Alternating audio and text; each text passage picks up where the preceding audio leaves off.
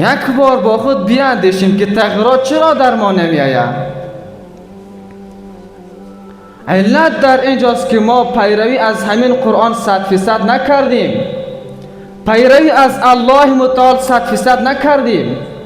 الحمدلله پیروی از مسلمانی میکنیم اما 10% پیروی از رسوم قوم میکنیم، 10% پیروی از خواهشات نفس میکنیم، 10% پیروی از آبرو یک موی سفید میکنیم، 10% پیروی از آبرو یک انسانی که سفارش میکنه در حکومت ها، محاکم، نظام، یک مقدار پیروی از امون سفارشگر موی سفیدا میکنیم، حکم خدا را جاری نمیکنیم.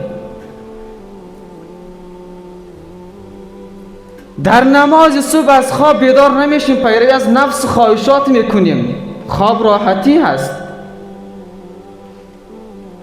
در شادی خود پیروی از خواهشات میکنیم، شادی از شادی. در غم خود پیروی از رسوم قومی میکنیم. کجای تغییرات در قرآن در وجود ما؟ وقتی قرآن در وجود ما تغییرات می آورد که ما 100% خود را سر و جان به قرآن بسپاریم. هرچی تو گفتی خدایا ما عموم میکنم.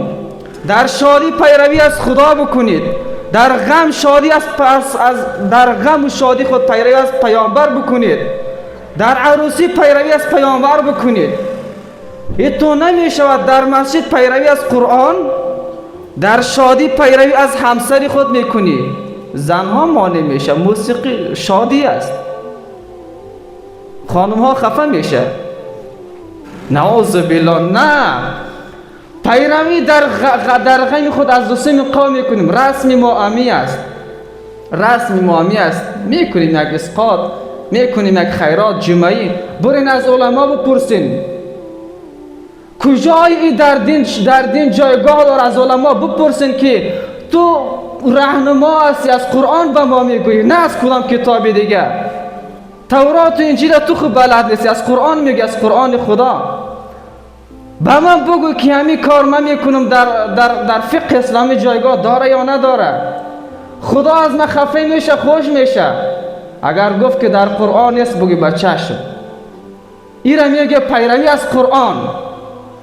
من قبول ندارم رسم رواج بابای خدا، من قبول ندارم رسم رواج قومی را، من قبول ندارم خواهشات نفس خدا. وقتی که خدا نخواهد، وقتی که پیامبر نمیخواه، من هم نمیخواهم. وقتی که الله نمیخواه، من چرا بخواهم؟ وقتی مسلمان هستی تسلیم شو به اوامر خداوند، تسلیم شو به قانونی که قرآن وضع کرده، تسلیم شو به قانونی که از طرف خداوند آمده.